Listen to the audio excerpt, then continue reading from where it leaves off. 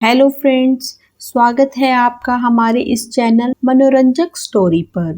रोज नई स्टोरी के लिए हमारे इस चैनल को लाइक करें, सब्सक्राइब करें एंड कमेंट्स करें।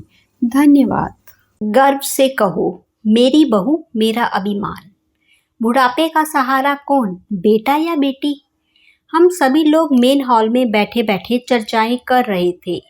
तभी मेरी बहन ने मुझसे एक प्रश्न पूछा कि भैया यह बताओ, आदमी के बुढ़ापे का सहारा उसकी बेटी होती है या उसका बेटा?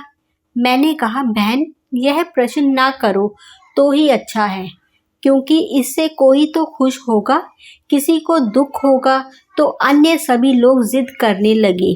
नहीं नहीं, यह बात तो बतानी ही पड़ेगी, वह भी विस्तार से। मैंने कहा, तो फिर सुनो, बुढ़ापे का सहारा बेटा या बेटी नहीं, बहू होती है।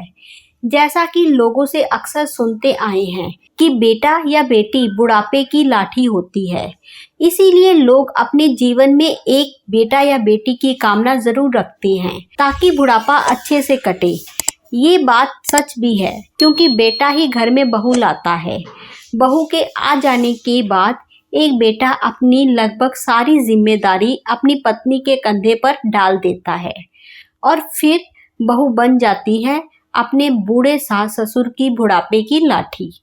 जी हाँ, मेरा तो यही मानना है, वो बहू ही होती है जिसके सहारे बूढ़े सास ससुर अपना जीवन अच्छे से व्यतीत करते हैं। एक बहू को अपने सास ससुर की पूरी दिनचर्या मालूम होती है, कौन कब और कैसी चाय पीते हैं, क्या खाना बनाना है, शाम में नाश्ते में क्या देना, रात को हर हालत में 9 बजे से पहले खाना बनाना है।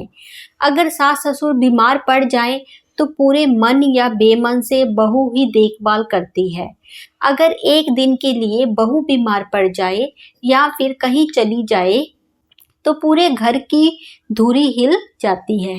परंतु यदि बेटा 15 दिवस की यात्रा पर भी चला जाए तो भी बहू के भरोसे घर सुचारू रूप से चलता रहता है।